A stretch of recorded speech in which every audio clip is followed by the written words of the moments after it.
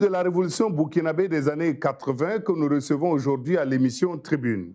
Pierre Ouedraogo, secrétaire général national des comités de défense de la révolution CDR, dynamique capitaine sous Thomas Sankara, il ne passait pas inaperçu par son teint, mais aussi par son élégance dans la tenue militaire, treillis de combat ou tenue de cérémonie. Pierre CDR, comme on l'appelait affectueusement à l'époque, était le relais entre les civils engagés au sein du comité de défense de la Révolution et le pouvoir central.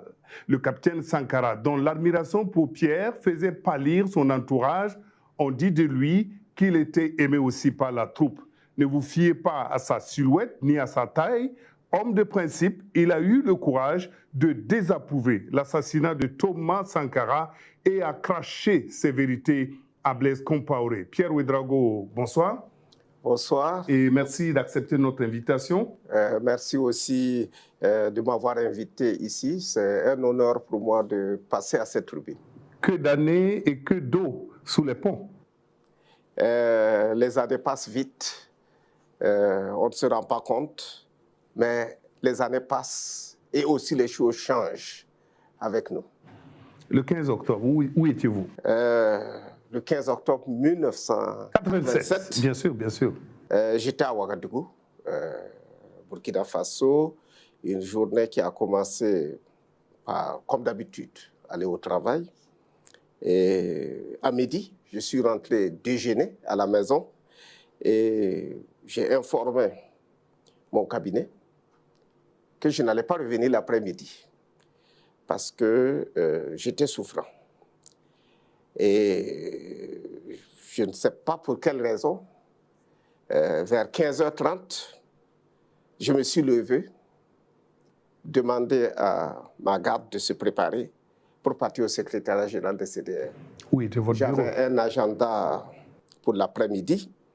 Le secrétariat général des CDR était à l'emplacement actuel du Conseil économique et social, près du rond-point des Nations Unies, au bord de l'avenue de l'Indépendance. Donc, je suis arrivé là-bas, j'ai commencé à recevoir les gens et on est venu m'interrompre pour dire qu'il y avait des tirs au conseil. Et immédiatement après, ma fenêtre qui donnait sur la rue, on a vu un spectacle qu'on ne peut pas oublier parce que l'avenue de l'Indépendance était devenue une avenue, pas à double voie, mais à une voie. Parce que tous les agents de l'État qui étaient dans les immeubles administratifs, à mobilette ou en voiture, dévalaient cette route. Et pas d'accident, dans un ordre surprenant. Et après, c'était le silence. Le silence à travers lequel il fallait avoir toutes les informations. Et bien sûr, ce passage nous empêchait nous-mêmes de sortir du secrétariat général des CDR.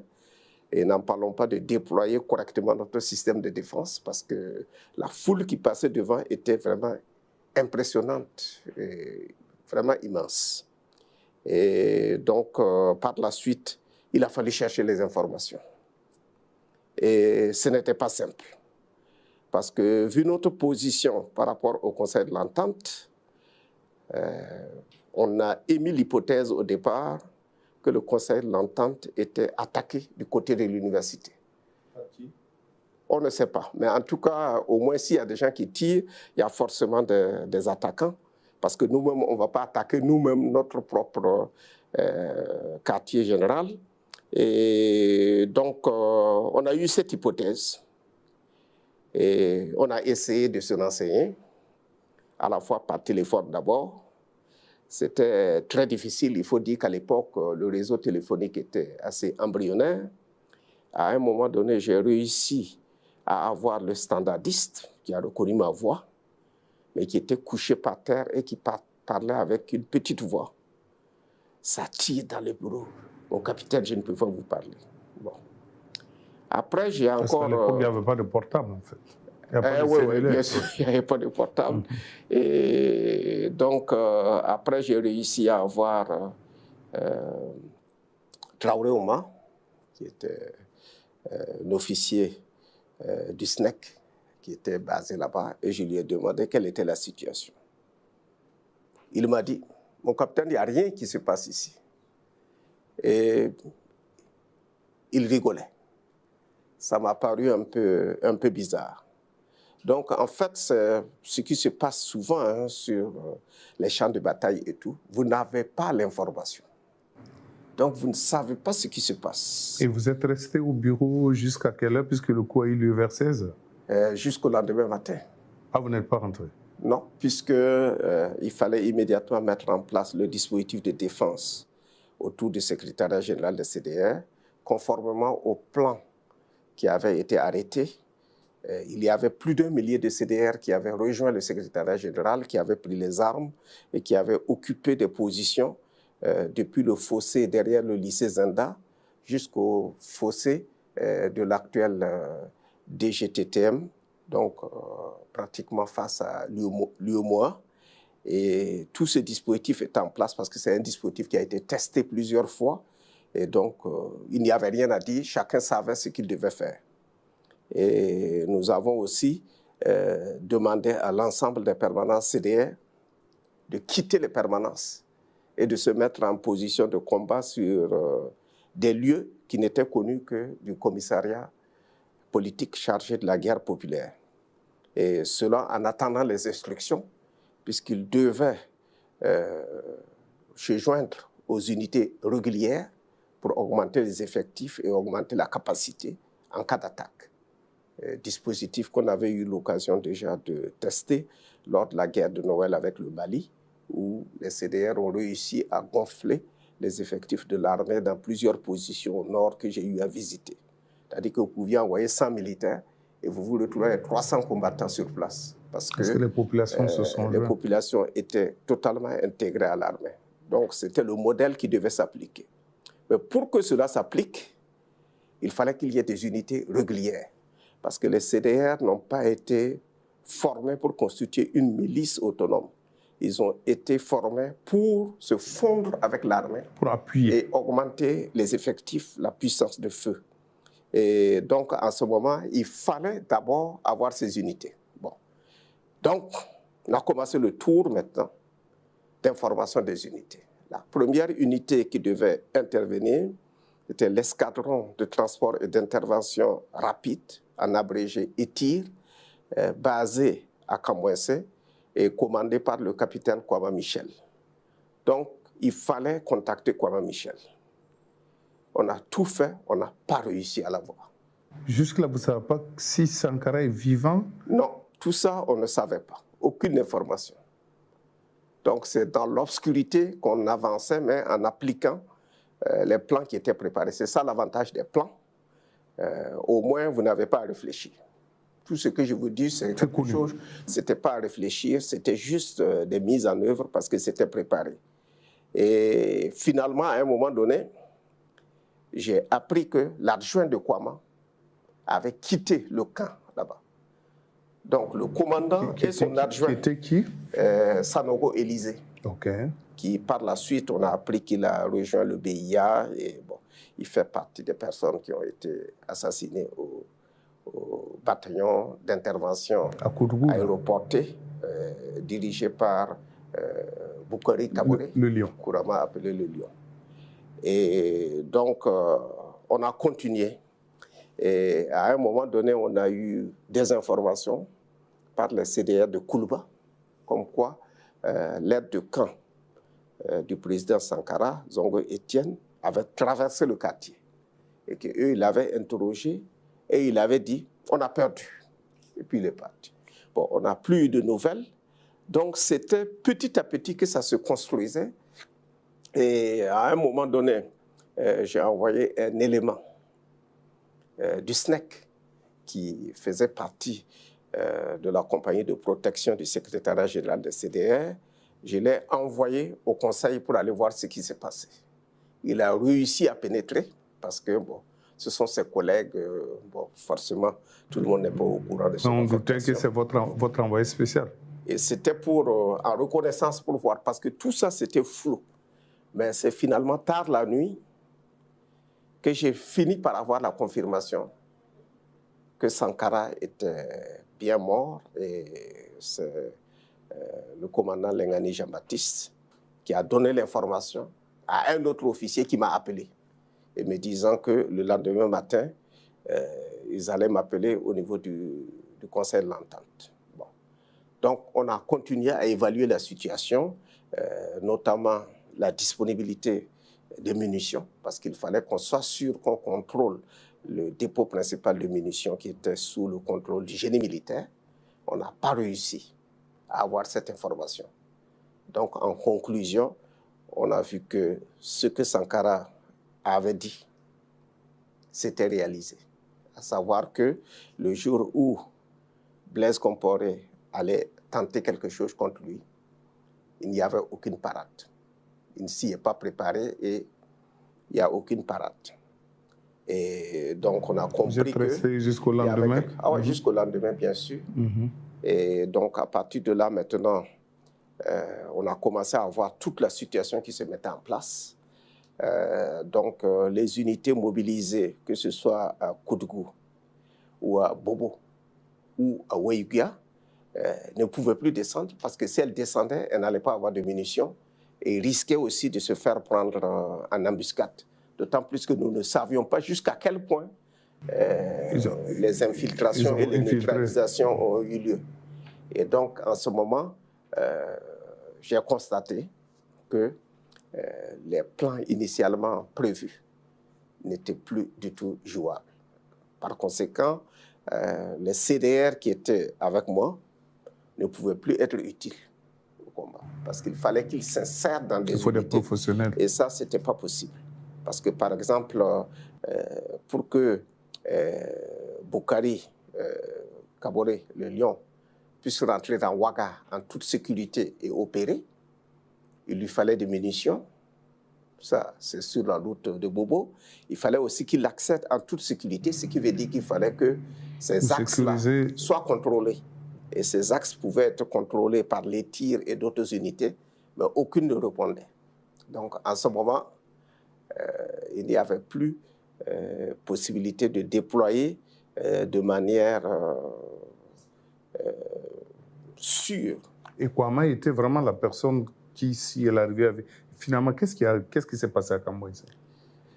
Je pense que c'est cela aussi que nous attendons avec le procès qui arrive, parce qu'il y a diverses informations, mais celle qui semble la plus plausible, c'est qu'il a été assassiné par un de ses officiers.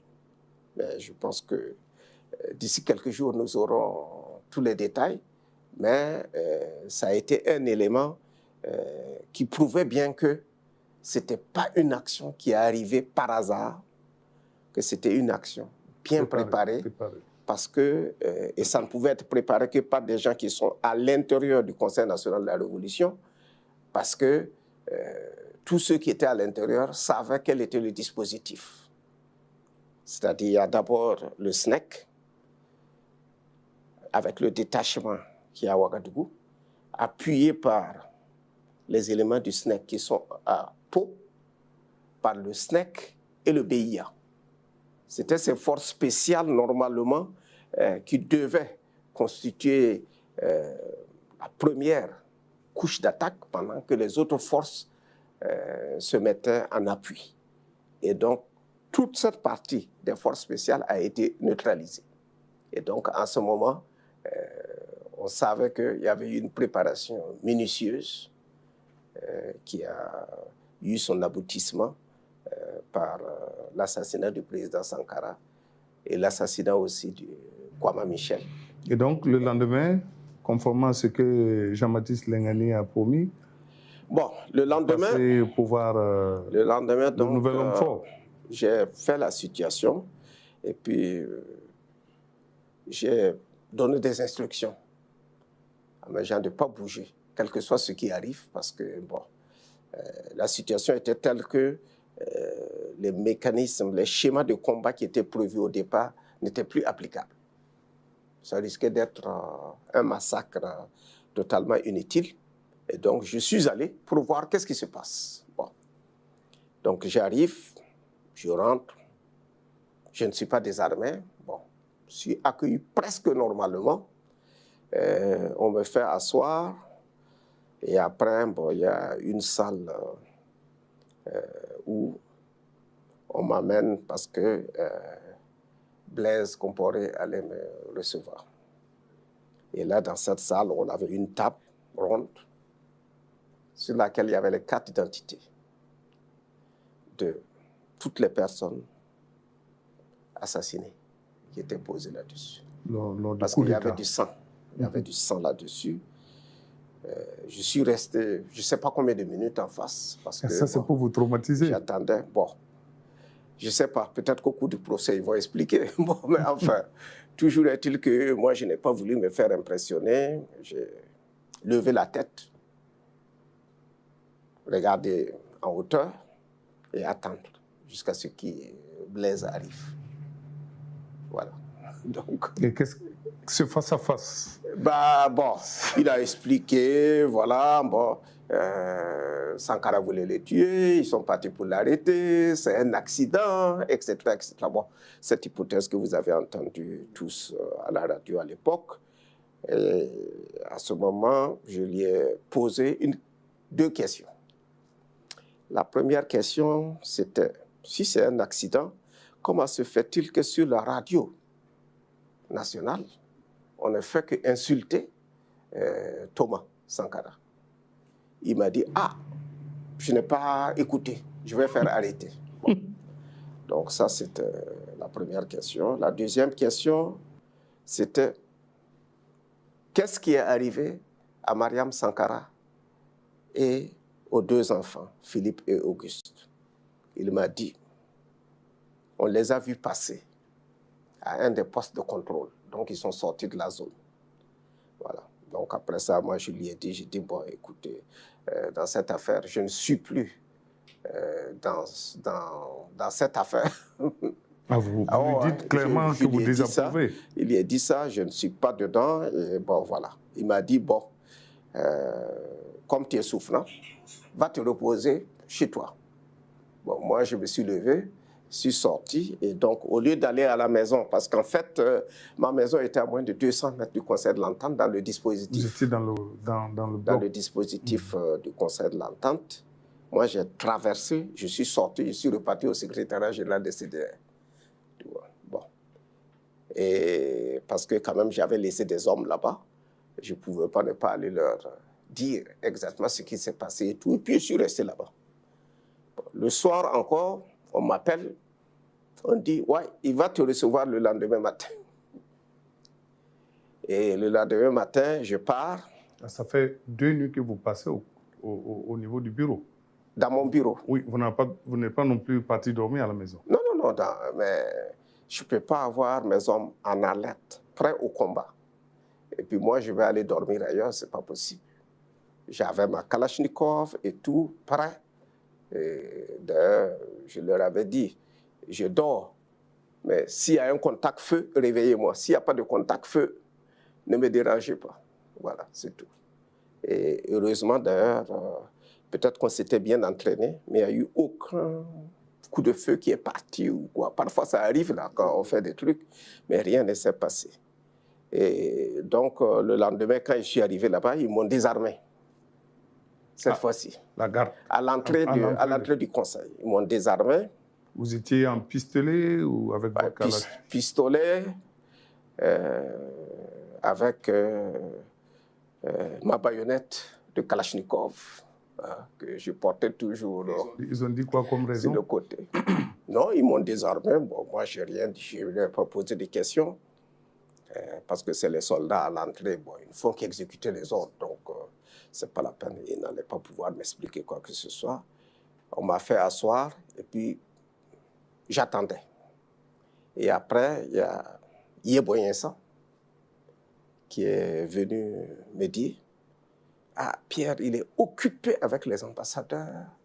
Et pour cette raison, et compte tenu du fait que tu es malade, il faut que tu ailles chez toi. J'ai dit non, moi je repars au secrétariat général des CDR.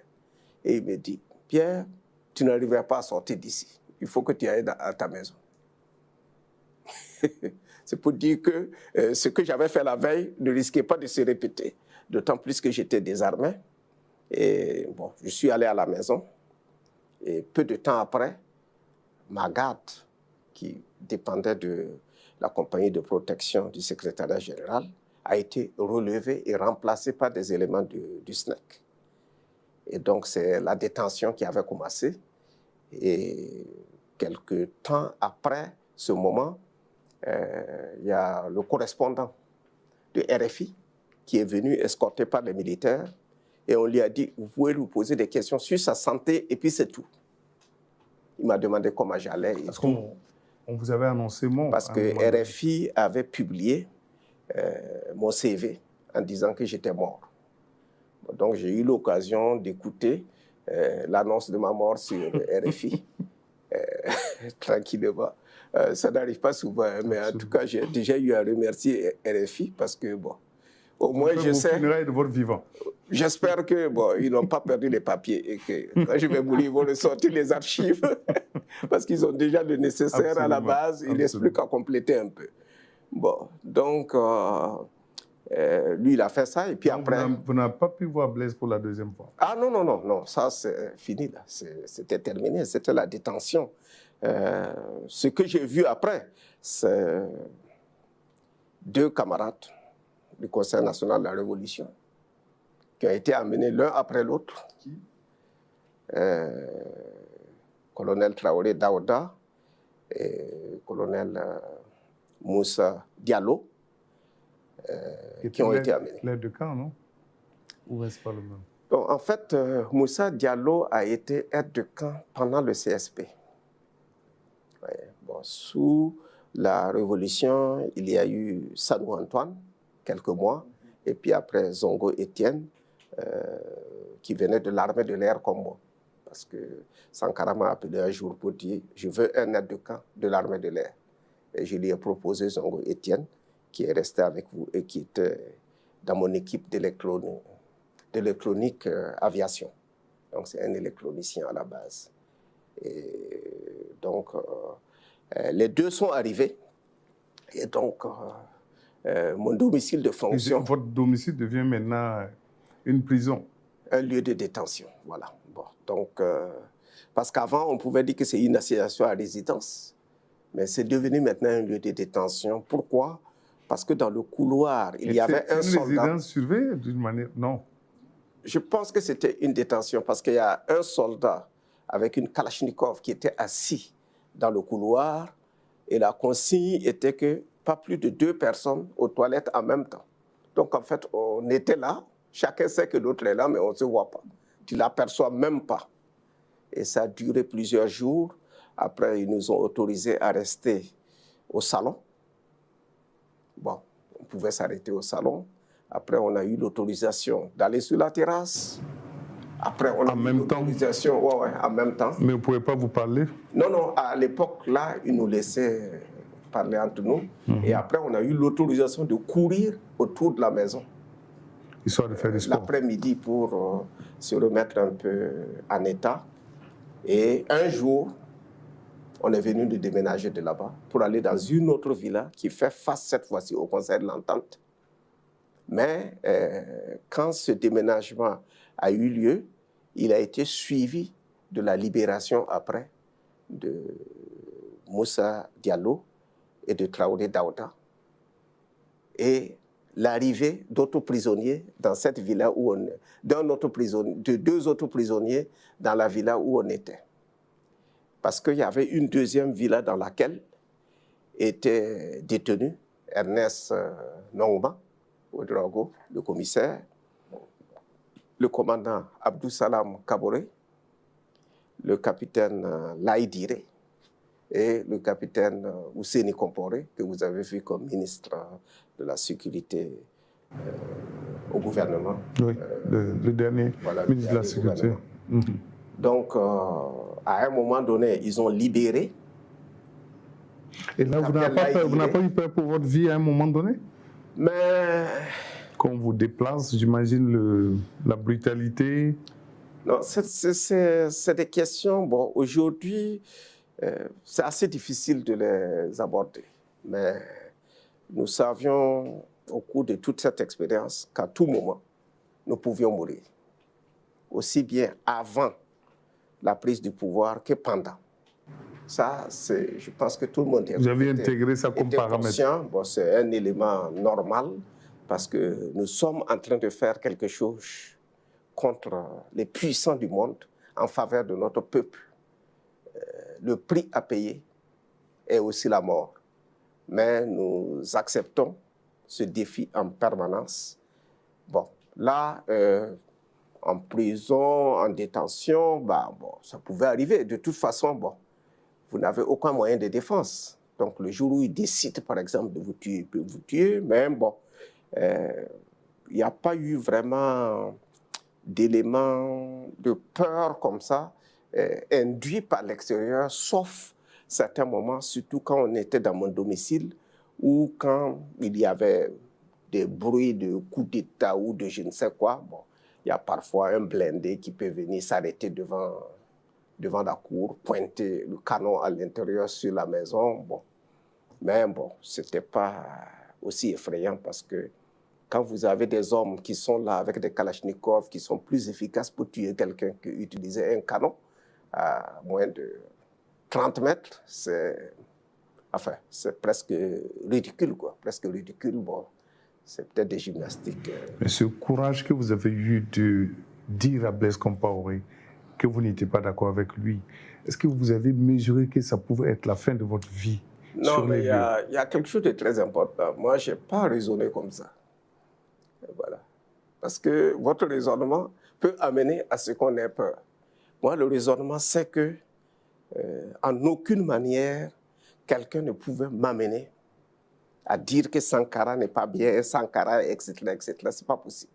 Ça, c'est un événement impossible. Maintenant, les conséquences, ça dépend de la personne qui est en face. Tu me coupes la tête, tu me tues, tu me mets en prison, mais je ne ferai pas ça. Vous voyez? Donc, c'est à partir d'un élément de conviction que c'est parti, au lieu de partir de calculs divers comme ça. Une vraie fidélité. Hein? Une fidélité. Non, c'est surtout parce que on avait une détermination que par rapport à l'idéal, par rapport à l'engagement qu'on a pris devant le peuple d'avancer, la mort n'était pas un élément qui pouvait stopper ou faire hésiter.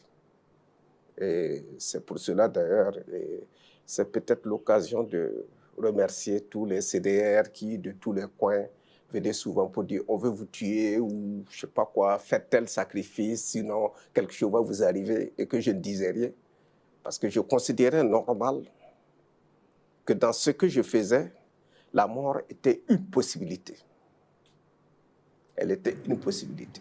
Ouais. En tout cas, étant militaire. Hein.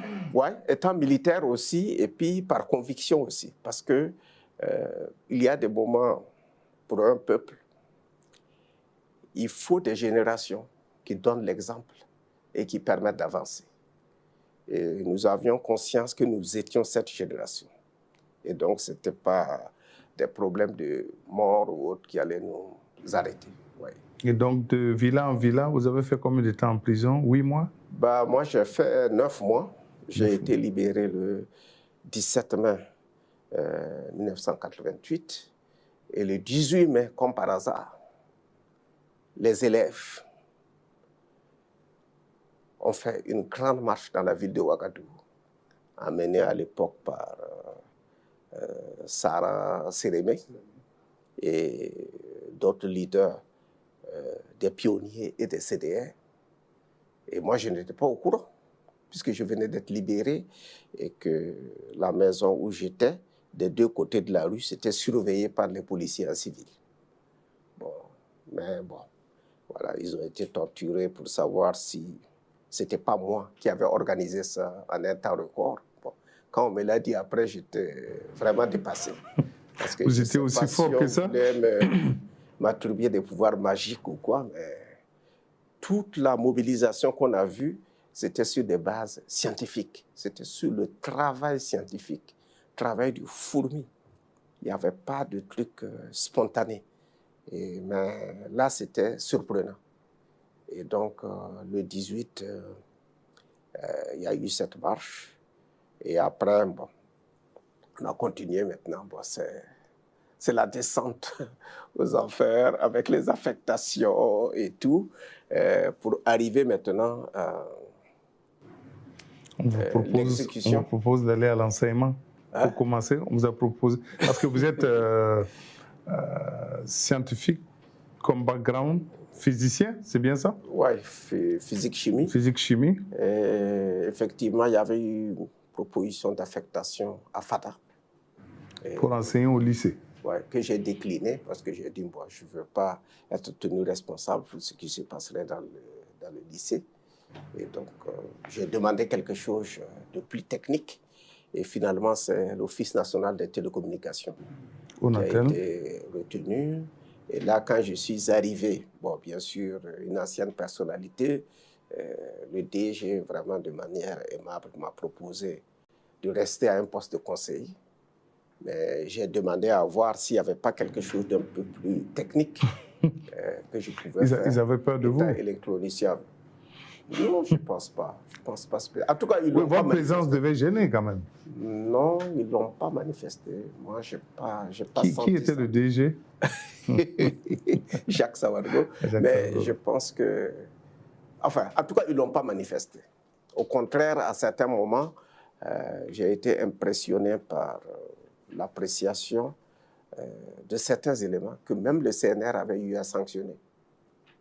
Et qui, de par le travail qu'ils ont vu, ont commencé à avoir vraiment beaucoup de respect, d'admiration et qui sont aujourd'hui devenus des amis. Mais bon, là, en faisant le tour, j'ai retrouvé le Centre national de réparation des accessoires de l'Onatel. Vous êtes maintenancier, en d'autres termes. Voilà, qui est au kilomètre 3, c'est-à-dire sur l'avenue Bassawarga. En face de la cité en deux. En face de la cité en deux, et où il y avait l'équivalent à peu près de ce que je faisais à l'armée de l'air, à savoir l'électronique avion. Et donc, je me suis remis là-dedans, en m'inscrivant aussi à l'université parallèlement. Et j'ai replongé dans l'électronique, qui avait beaucoup évolué depuis le temps que j'avais quitté les États-Unis, en 1981. Et donc, ça a été vraiment un grand moment où j'ai été totalement enfoncé dedans. Et j'ai pu ainsi continuer jusqu'à faire la maîtrise en physique et chimie. Et voilà. Pas simple pour de se retrouver à l'université et d'avoir ces enseignants syndiqués que vous avez combattus sans doute. Vous avez fait des licenciements massifs. C'est le propre des campus. Les campus sont des lieux d'agitation, d'idées. Absolument. Et effectivement, nous avons eu plusieurs joutes à l'université. Mais vous voir comme étudiant... Mais ce qui est très important, c'est que c'était une fois, je crois, j'étais en mission, et il y a eu des petits mouvements à l'université, et les gens avaient envoyé les forces de l'ordre pour établir l'ordre. Et j'avais donné l'instruction que je ne veux plus voir ça. Il faut que les franchises universitaires soient respectées. Là-bas, c'est un débat d'idées, c'est un combat politique. Nous devons nous organiser pour faire le combat politique à l'intérieur. Ce sont les idées, ce n'est pas le fusil. Non, ce n'est pas le fusil. Donc, pas de fusil sur le campus. Et là, on a mis des mécanismes, restructuré, organisé les CDR, mais en prenant une longueur d'avance sur les adversaires, parce que, bon, à cause des incidents de parcours et tout, je savais comment les adversaires récupéraient les nouveaux étudiants, les préparer et tout.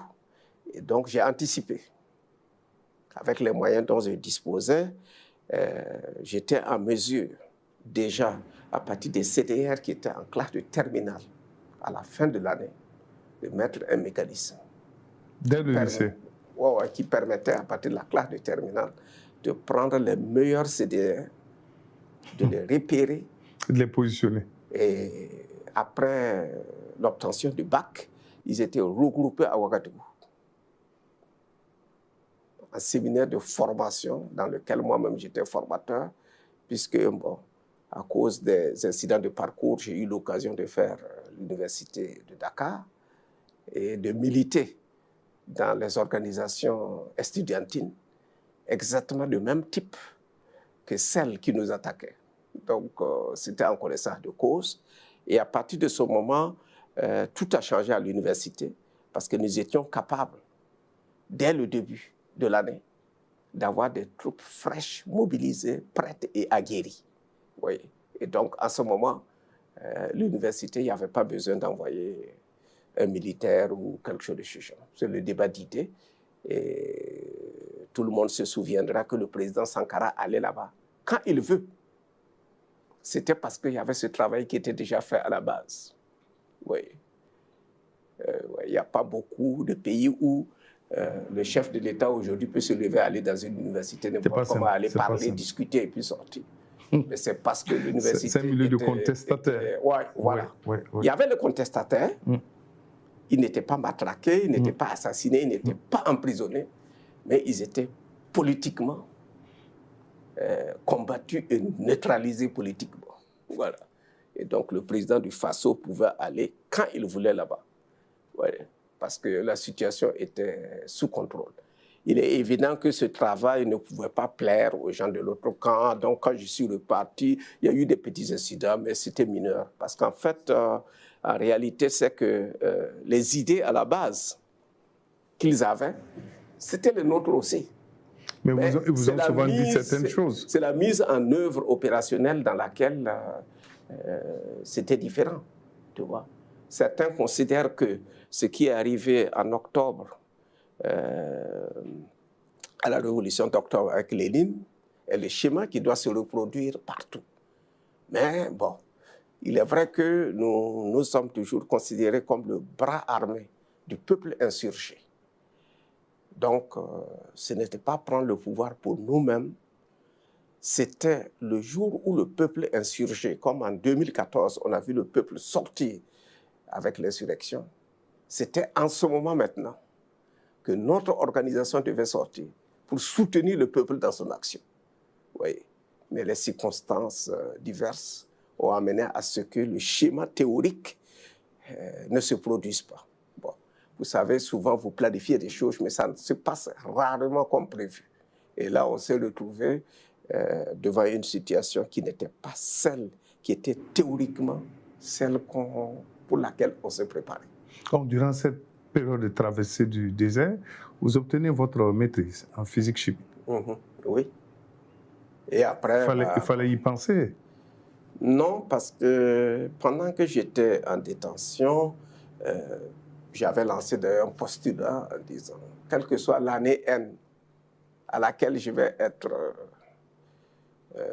libéré, quelle que soit l'année N, si au cours de cette année N, le mois et avant le mois d'octobre, je vais m'inscrire à l'université. Sinon, ce sera l'année N+1.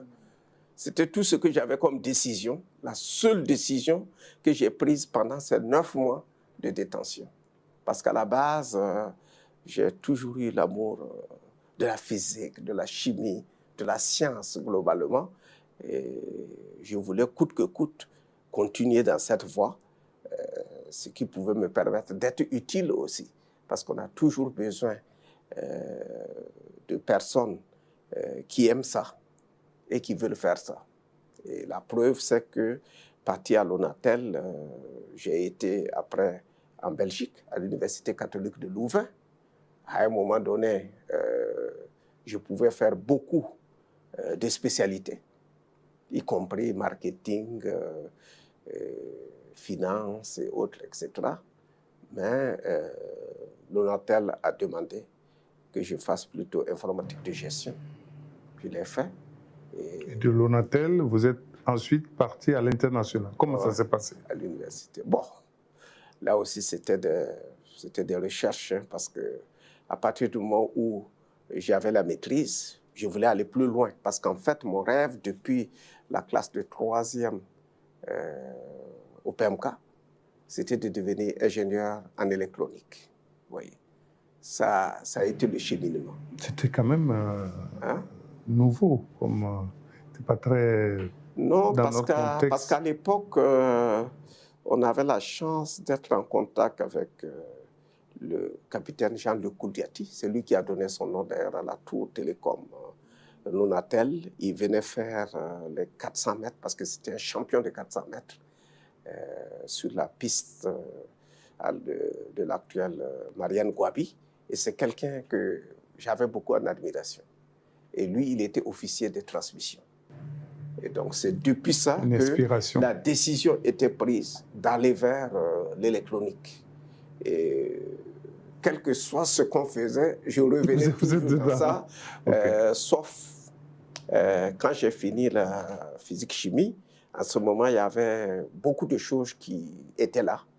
Il y avait l'énergie solaire, il y avait l'informatique, à laquelle j'avais été initié sous le CNR déjà, parce que chaque samedi matin, après le sport du gouvernement qui s'est déroulé sur le terrain de sport de l'ancienne Assemblée nationale, qui a été brûlée au cours de l'insurrection. Brûlée, pas saccagée. Brûlée.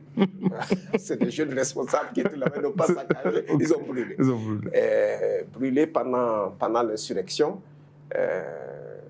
Dès que le sport est terminé, tout le gouvernement allait au Sénatrin. Le Sénatrin, qui est le premier centre informatique du gouvernement, dont les locaux sont actuellement, je pense, occupés par le secrétaire général du gouvernement et puis bon, d'autres services administratifs. La DGSI, le MINEFIT, du ministère des Finances.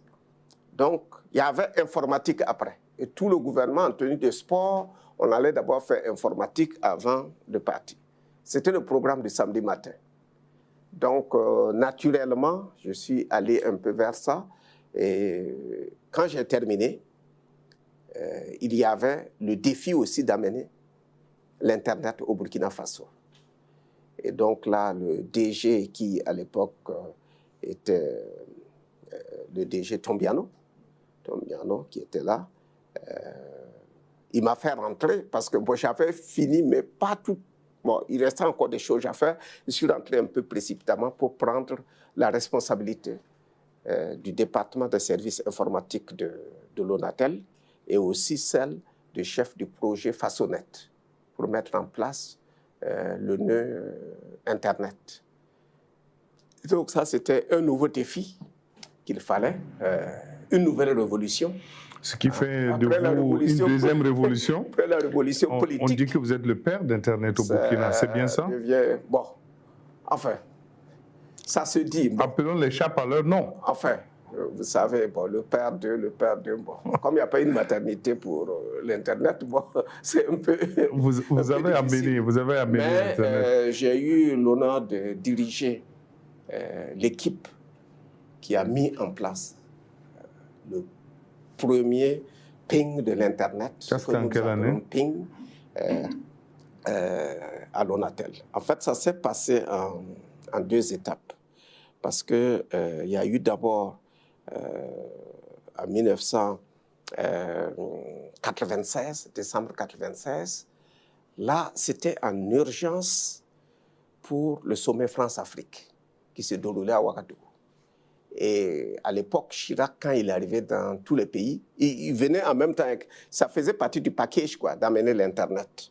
Donc, on a dû accélérer pour pouvoir faire la première connexion en décembre 1996, à l'occasion du sommet.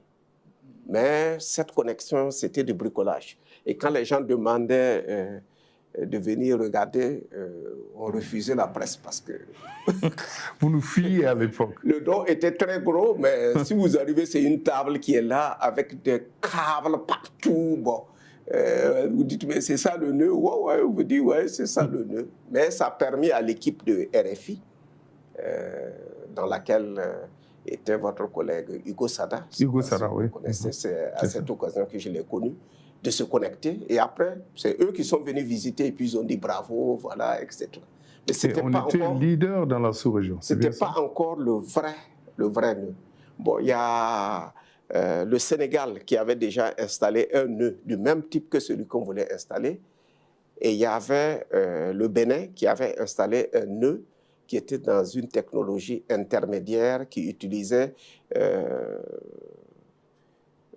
une technologie qu'on appelait X25, bon, qui était sécurisée, mais ce n'était pas l'Internet. C'était beaucoup plus une technologie française qui était à la base du Minitel. Et vous savez, il y a eu le petit affrontement entre le Minitel et l'Internet, et finalement, c'est l'Internet des Américains qui l'a remporté. Et donc, justement, la démarche, quand je suis revenu, quand on m'a confié cette mission, j'ai déclenché une mission. J'ai constitué d'abord une équipe projet et j'ai déclenché une mission dans les deux pays pour faire le benchmarking. Voyez. Mais moi, je savais ce qu'il fallait installer. C'était le modèle du Sénégal. C'était le renseignement. C'était le modèle du Sénégal. Non, parce que quand même, je venais de l'université. Bon, il est vrai que dans la classe, bon, j'étais toujours l'ancien chef de classe parce que, bon, les autres, bon, ce n'était pas tout à fait mes fistons, mais en tout cas, la différence d'âge était assez conséquente. Mais je savais ce qu'il fallait. Mais il y avait une proposition de France Câble et Radio pour mettre le X25 à l'occasion du sommet qui était à Lonatel. Comment éviter que notre pays fasse l'erreur du Bénin? Ça, c'était un combat qu'il fallait faire. Et ce combat a consisté à faire le benchmarking pour voir quelles sont les meilleures pratiques dans le monde. Et donc, avec l'équipe projet, ça a permis d'aller voir les deux nœuds et de faire un rapport. Et c'est à partir de ça maintenant qu'on a fait le choix d'aller directement dans le full IP, full Internet, au lieu de passer par le X25. Et dans l'équipe projet, il y avait le patron du X25 de Lonatel à l'intérieur. C'est pour dire que c'était ouvert. Non, c'était ouvert pour arriver, mais c'est une équipe de patriotes. Hein. Quand ils ont vu les deux, la conclusion était évidente. Et du coup, ça s'est imposé. Et c'est comme ça qu'on est passé directement à l'Internet, sans passer par l'encapsulation X25 bon, dans notre langage informatique. Voilà, c'est-à-dire qu'on prend l'Internet, on l'encapsule dans le X25 au lieu de le laisser partir directement. Voilà, bon, si vous préférez.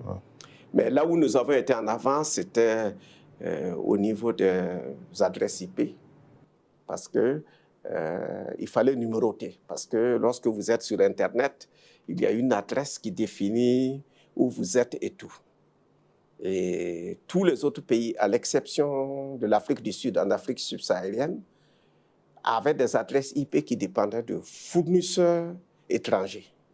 Et moi, j'ai dit, je ne numéroterai pas les infrastructures stratégiques du Burkina Faso avec des adresses qui appartiennent à des compagnies étrangères. Et donc, on s'est mis à fouiller, et c'est ainsi qu'on a installé le premier registre Internet local. C'est comme ça qu'on appelle dans notre langage, qui fournit les adresses IP au pays. Vous voyez? Et bon, on a un peu triché à l'époque, parce que comme tout le monde ne savait pas, on a dit qu'on allait servir un certain nombre de pays. Et donc, on a pris un gros bloc. Et je pense que jusqu'aujourd'hui, en 2021, Lonatel ne manque pas d'adresse IPv4 qui était le machin maintenant. Vous avez tellement pris gros. Alors que maintenant, il y a une pénurie mondiale autour de ça. Vous voyez? Donc, on a réservé vraiment. On a dévancé. C'était visionnaire. Et on a réservé. Bon. Et en même temps, quand je suis passé après à la francophonie, ça a été une base aussi pour contribuer à la mise en place du registre africain. Et c'est justement dans le cadre de vos missions au niveau de Lonatel qu'on vous propose un poste à la francophonie. Voilà, c'était dans le cadre parce que la francophonie, à un moment donné, a voulu lancer un programme sur les inforoutes. Et donc, il y a eu une réunion d'experts à Genève où il y avait les experts gouvernementaux. Et bon, étant chef du projet Internet au Burkina, j'ai été désigné comme expert du gouvernement pour aller avec le professeur Joacin Tankwano, qui était à la DELGI. Et c'est à Genève qu'ils m'ont repéré dans les débats et tout. Et donc, j'ai été invité au forum Jeunesse et Inforoute à Chipagan, au Canada, et pour intervenir. Et là, je suis arrivé, je veux intervenir, des projecteurs étaient là et m'empêchaient de lire mon PowerPoint qui était là.